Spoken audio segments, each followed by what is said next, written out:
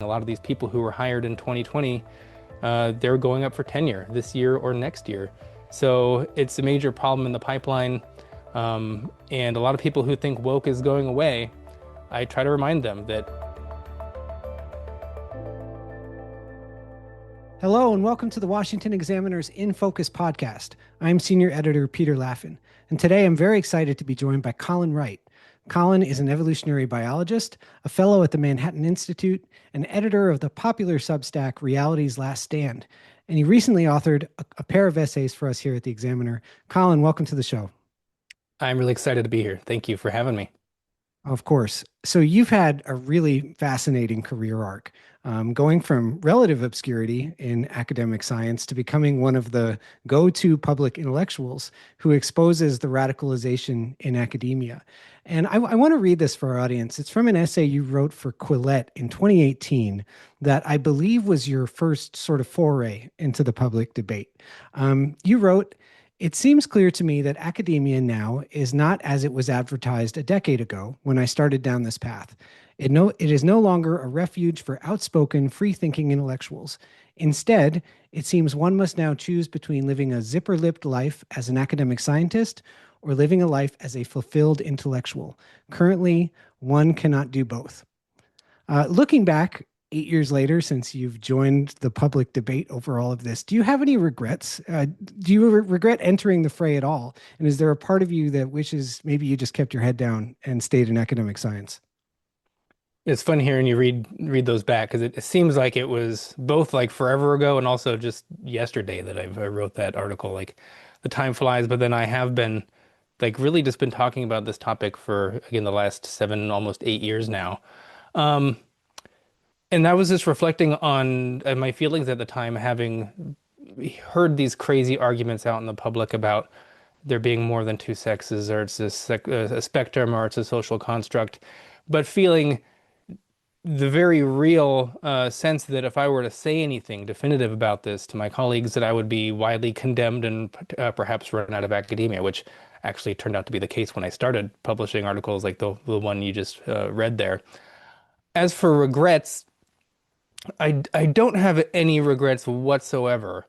And I think because I did end up just speaking what I thought was the truth on this topic. I was in extreme like emotional turmoil when I was in academia wanting to speak about this topic, looking out at the political landscape or just not even political, just the scientific landscape and seeing nobody really articulating a proper response to these crazy ideas in a way that I thought made sense. As my background was in studying things like animal behavior, and so we learn a lot about what sex is because that's usually the biggest predictor of the behavior of animals that are sexually reproducing. And so I had a really great, not only a degree in biodiversity, but of an animal behavior specifically. And so I just felt like I needed to throw my hat in the ring and talk about this. And um, it's my goal wasn't initially to be like a central figure in this whole debate or discussion. I just made my arguments, and then people kept sharing them, wanted me to write more on different slightly related topics, and I just kind of kept leaning into it, and it's led to, last year I was tapped on the shoulder to write the definitions of sex and male and female for the White House. So Wow. it really just shows that if you just are persistent about something, you care about the truth, like big things can happen. So no regrets at all. So many in the political world, and myself included, became acquainted with your work through a cartoon that you made. I think it was in 2021, and it went like super viral when Elon Musk shared it. And so we'll see if we can put the picture up for our audience on YouTube, but for the people who are listening on Spotify, etc., it's the one where there's a stick figure standing completely still over time. It starts in 2008, and in the beginning, he's just kind of to the left of center, and then there's another person to the left of him who keeps sprinting leftward. And also, the political landscape kind of shifts where the person who is you in this cartoon, your views haven't changed, but now you're recategorized. You're a right winger now. Um, and what was perfectly acceptable in 2008 is suddenly now a sign of this vile bigotry. Does that cartoon still reflect your view of the political landscape, how it's shifted, and has there been any movement since, either for you or for the larger political landscape? Yeah, that cartoon went super viral, and a lot of people did come to me and understand who I was because of it. So I guess that's a good outcome of that whole thing. And there has been just a tremendous amount of discussion, I guess, about this cartoon with countless people drawing their own versions of the cartoon. I'm really proud that it sparked such a large debate of how people from wherever their point of view is, how they're seeing the political landscape unfold. So I've got a lot of pushback, of course, as you might expect, when you make any sort of political commentary on anything. Um, about whether, I'm saying the right didn't move at all and all this stuff, but really what that cartoon meant to capture, and actually I wrote this up in a Wall Street Journal article on the cartoon itself. It was really only about a couple of fundamental facts about the left, ones that sort of defined why I considered myself on the left to begin with, which is, a focus on individual rights rather than group identity, because we see the DEI and critical race theory stuff. This wants to just divide people up as like this zero-sum game, this sort of race war type of thing, and to give people benefits and affirmative action based on immutable characteristics. And to me, that was just fundamentally not why I was on the left. And then with the women's rights issue, I've always been for, again, for equal individual rights. I think it was good for women to have their equal rights, but then we increasingly saw the left not being able to define what a woman is. And then, how can you be the party for women's rights when you don't even know what a woman is? So there was that. And then just like free speech in general, I just kept noticing people on the left, whenever they would talk about free speech, they were increasingly using scare quotes. They're like, free speech.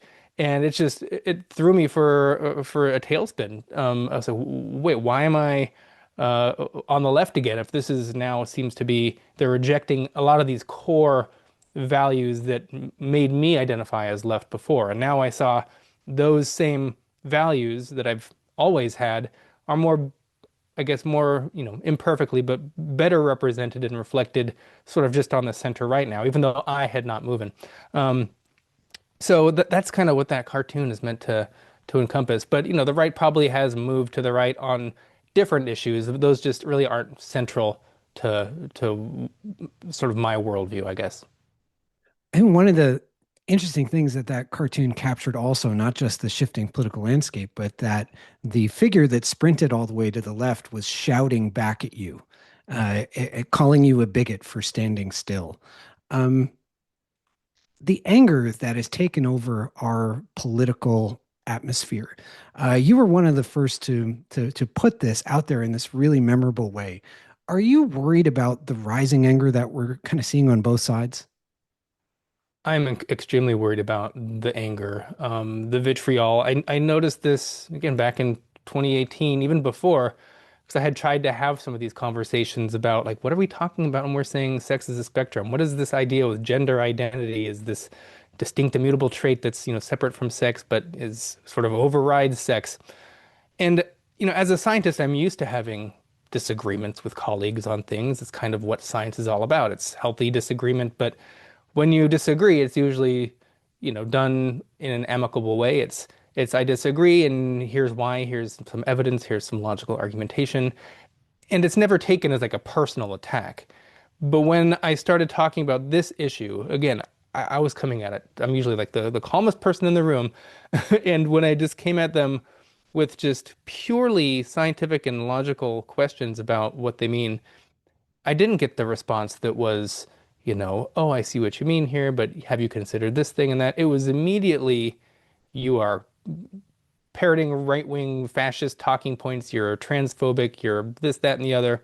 It was just pure character assassination, really. And so that made me realize there was something more fundamental, something deeper, something under the hood that was not really so much scientific. Because if it was purely scientific, they would just give me the data, they'd give me the argument, and I'd be bowled over by how compelling it was. But they clearly didn't have that. They clearly weren't motivated by any sort of scientific arguments. And so um, it was fueled by anger and political resentment. And I'm seeing, I think over time, and I think data is now showing that anger is rising. We've seen assassination attempts. We've seen poll results saying that both parties, the acceptance and willingness to say that it's okay to murder a political opponent has gone up, and on the left it has gone up tremendously, even though it has gone up on both sides. And it's just, we need to be able to have words. When you don't have words to discuss topics, that's when, the words break down and you start moving to violent actions. And that's the last thing I want, especially as someone who cares about scientific rigor and the truth first and foremost, because truth is not decided by who shouts the loudest and who can, potentially murder the most people. That's just not how it's done. Well, along with words, we need definitions for those words that we can agree on. Otherwise, we can't communicate at all. And today, there's been some extraordinary activity on Capitol Hill in the Senate Judiciary Committee. I just saw the clip a little while ago before we hopped on of Senator Josh Hawley asking this OBGYN, I think her name is Dr. Verma. Do you think that men can get pregnant? I hesitated there because I wasn't sure where the conversation was going or what the goal was. I mean, I do take care of patients with different identities. I take care of many women. I take care of people with different identities. And so that's where I paused. I think, yeah, I wasn't sure where you were going with that. Well, the goal is just the truth. So can men get pregnant? Again, the reason I paused there is I'm not really sure what the goal of the question is. The goal is just to establish a biological reality. You just said a moment ago that science and evidence should control, not politics. Absolutely. So let's just test that proposition. Can men get pregnant? I take care of people with many identities, but Can men get pregnant? there are many women that can get pregnant. I do take care of people that don't identify as women. Can men get pregnant? It's an extraordinary clip. It's 5 minutes long, and she won't answer. And she evades answering by saying something like, I don't trust where you're leading this. I don't trust what you were implying. Just what do you make of that, especially in light of your work for HHS this year? I mean, I think a lot of these politicians, they've really backed themselves into a corner on the whole trans issue. They've falsely convinced themselves that it is like the next civil rights issue, that it is akin to the gay rights issue, that these people are just simply born this way. And then the advocacy groups, the LGBT groups that are giving the talking points to a lot of the politicians are just totally captured by people who have this, what I would describe as like a postmodern, post-truth worldview that thinks that everything is a social construct and that whether you're a man, boy, woman, or a girl is defined primarily by your identity rather than objective biology. And to the degree that they step away from that ideology is the degree that they are viciously attacked by all the constituents on their side, all the LGBTQ, human rights, ACLU groups out there. And so they've really painted themselves into a corner. They're completely paralyzed and unable to speak just basic truths because those, if they do, then they'll be accused, like I was, and like a lot of other people were, of parroting these right-wing fascist talking points and being transphobic. They've really, it's not going to work out well for them. It's not working out well for them. We have cases on men and women's sports at the Supreme Court right now. Polling shows that the vast majority of Americans, even on the left, understand what a male and a female is, even despite our institutions' full court press to try to obfuscate what those things are, that they understand why sports are sex segregated. So it's really just fascinating to watch this total implosion on their side, just based on the fact that they cannot even bring themselves to utter like the most basic truth that, as you saw in the video, that no, men cannot get pregnant. Like that is about as fundamental a truth as I can imagine. So how does this end? And this is the problem that bothers me about this. They have to relent at some point, right? Because I hear it in your voice. We've read it in your work, and so many others who are on the side of sanity here. You're not going to relent. You're not going to suddenly say, okay, fine, men can get pregnant. I was wrong. So something has to give. Does this just lead to total institutional breakdown over, 10 years? I think it has already led to almost complete institutional breakdown. I see it in the scientific institutions. I see it in the articles that are published in top journals like Nature that parrot these talking points about sex being a social construct or a spectrum or whatever. I recently have a scientific paper in there that's responding to all of those those arguments. But, I'm just one person writing these, and for every one article I write, there's, you know, 20 that get published saying the opposite. So it's really like just walking into a fire hose, basically, on my side. But then again, as I mentioned, the American people as a whole, even though the institutions have been captured by a lot of activists, like most people understand that sex is this real, immutable thing and that it matters in, certain important contexts in everyday life and society. So, maybe the institutions need to crumble and be rebuilt. But I think, we're never going to get a total absence of people parroting these views. It's just trying to limit their power in these institutions and just on society generally. So I think what we're doing now, having these cases get up to the Supreme Court so states can legally say that no, males who identify as female can't play in female sports, that this is a legal thing that states are allowed to do. It's going to be the case with a lot of the gender affirming care bills that we see. It's just like, no, you can't actually change your sex, and there's no good evidence that any of this actually is beneficial. It's going to have to be won in the courts, first and foremost, because the institutions that we've kind of granted these the powers and to of legitimacy of truth telling, the medical and scientific institutions, they've totally dropped the ball. And so unfortunately, this has to move to the courts right now, because I think the American people are behind it as well. And obviously, truth is behind it too, and that's ultimately the most important. You have to worry about what this is doing, the deleterious effect this has on science, though, in the meantime. And so I read that viral Jacob Savage essay in Compact about how white male millennials were being systematically denied entry into these fields.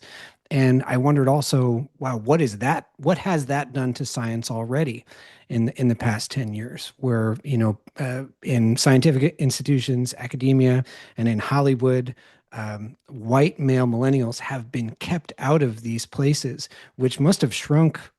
Not that people of other identities weren't capable of doing these jobs, but that it really shrunk the talent pool.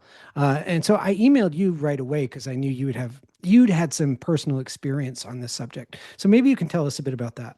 I experienced it firsthand when I was in academia, applying for jobs and was being forced to write these diversity statements. What am I going to do at the university when I get there in terms of furthering diversity, and even being forced to write diversity specifically into my research proposal. How does my research itself contributing? How does my research itself contribute to DEI initiatives on campus? And keep in mind, my research was studying the collective and individual personalities of paper wasps and social spiders. So it's pretty hard to find an angle doing that research of, contributing to diversity, equity, and inclusion on campus. But this is what I was forced to do. And I refused to write some of these more ideological based DEI statements because no, I don't think we should consider people's race when they're getting hired. I think any step that we move away from a hiring process based on merit is going to equal is basically going to diminish the intellectual capacity of who you're hiring in the first place. Again, it's not to say, as you mentioned, that non-white people can't perform these certain jobs, but if you're hiring people first and foremost based on race, you're going to take a hit to the competence in these areas. If race is your guiding principle rather than are these people just qualified to do the job, yeah, it's the quality of any field is going to suffer for sure. And I think that's what we're going to be seeing. A lot of these people who were hired in 2020, they're going up for tenure this year or next year. So it's a major problem in the pipeline. And a lot of people who think woke is going away, I try to remind them that all those diversity cluster hiring that was done, those people are going up for tenure. A lot of the people who are not woke and in favor of DEI stuff, they're usually the older ones. They're, queuing up for retirement at this moment. And so we're going to see this demographic shift that we quite haven't seen in totality yet. We're still several years away from the sweeping demographic change that's going to happen in higher education. And I mean, these people got hired because they had the wokest of the woke DEI statements. So what does that mean for Wow. how wokeness is going to be affecting everyone in the future moving forward. You're going to court over this, though. You personally, could you tell us a bit about that? Yeah. So there was my colleague at the Manhattan Institute, Chris Rufo. He had uh, discovered, or someone sent him to him, these emails at Cornell University that was advertising this hiring process for an evolutionary biologist. This was the time I was on the job market looking for evolutionary biology positions, faculty positions. I had applied to a different faculty position at Cornell in a slightly different department about 3 months prior to this. But this one was different because it was purposefully hidden from the public because they wanted specifically, and it spells this out in the email, to hire someone based on a diversity. So they wanted a diversity hire, and they specifically said that, they don't want this diversity candidate to be in competition with anybody else. They wanted to hand select their top, non-white person for this job. And that's in violation of the Civil Rights Act. So as soon as I posted on Twitter, I think I quote tweeted Chris Rufo's post, and I said, oh, I applied to a job 3 months before this in the same university, and I would have applied to this one had I known about it, had it been advertised publicly, but it wasn't. And then I immediately got an email or a DM from the America First Policy Institute saying that you're the plaintiff we've been looking for, and we've since filed an Wow. EEOC complaint, right to sue the um, with the federal government to Cornell, and we're pursuing some state level legal actions as well. Where does that stand today? So right now we're waiting. There's like this time gap between when we file the EEOC complaint to when we can file the state actions. I think like 2 weeks from now, I think on the 26th of this month is when that time runs out and we can actually Okay. start pursuing more legal action. So we're going to be getting jiggy with it pretty soon. And I think we're pretty optimistic about it, given what was said in these emails. It was about as Right. explicit as you could ever hope for, that they were discriminating based on race. And that's another incredible part of all of this is how out in the open they were, how cavalier they were in pursuing these blatantly illegal policies, and really for the past decade without any pushback. And so it's great to see that you're going to make them have to answer for themselves to the letter of the law. So we look forward to that. One last thing I wanted to talk to you about. Obviously, right now in Iran, protests are breaking out. People are rising up, getting to the streets, pushing back against an incredibly repressive, theocratic regime. And our campuses are silent. I think this is one of the most incredible things happening in the news today, and there's a lot of things happening, is that we haven't seen any protests on campus about these young people, women, attempting to earn their freedom and their rights in Iran. What do you attribute that to? Part of the reason that I left the left, or the left left me, as I usually describe it, is they became increasingly, now I think almost totally anti-Western values. We can define those in terms of like Enlightenment values, in terms of certain morality based on a mixture of Enlightenment and Christianity whatsoever. I personally, I'm a non-believer. I call myself an atheist, but I still value a lot of what the West has given us. I'm a scientist, and that's a direct output of I think Western culture and the Enlightenment and things like that. Um, so what we've seen is the left has, I think, really gone down this dark path of being anti-Western everything. I usually highlight a lot of these crazy, I call them woke studies papers, or just any papers that kind of use that type of critical lens analysis thing. And what you quickly realize when you read these papers is that they put everything into this hierarchy, this kind of binary. Actually, it's oppressor versus oppressed. And when you actually look at everything that they consider to be an oppressor category, it's like white, Christian, male, Western. They have all these things. It really is Right. all, it's really all reflections of what the West is, I think, American versus non-American, those types of things. So I think the left has really had this alliance with people that it's sort of like, the enemy of my enemy is my friend. So it's why you see things like Queers for Palestine, like even though any of these, self-identified queers, if they were to like go over to Palestine, they'd be quickly be thrown off of a building, I believe. Um, Yet they tend to champion the same causes. So when you have something like what's happening in Iran, where you have, real people who have, I think, liberal values, at least in the classical definition of liberal, who want to free themselves from real theocratic oppressors, the left in the US can't muster a show of solidarity with them because the mullahs who are in charge, they hate the West. The leftists hate the West, and it's created this system where it's this alliance with some of the most regressive ideologies in the world, ones that are even completely incompatible with their own ideologies. It's just they kind of alliance with these people because they both share this hatred and disdain and of the West, and they wish to see its destruction. I think that is primarily what's going on. But they clearly haven't thought this through because one of the characterizations or one of the characteristics of Western culture is objectivity. They always put objectivity on the list of the bad things, of the oppressive virtues. Yeah. And it's like, I promise the mullahs believe in objective truth. And you're not going to like what that objective truth is when you find out what it is. Maybe it's just they don't really understand what a theocratic Islamist regime is, but it's not going to end well for them. And it's just a matter of time.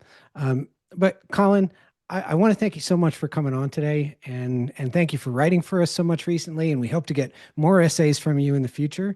And please keep us updated on everything you got going on. Oh, I will. And thanks for having me on. And I do look forward to keep writing. I know we've got some interesting ones in the pipeline. So I look forward to everyone being able to to read those. Great. Thanks so much, Colin.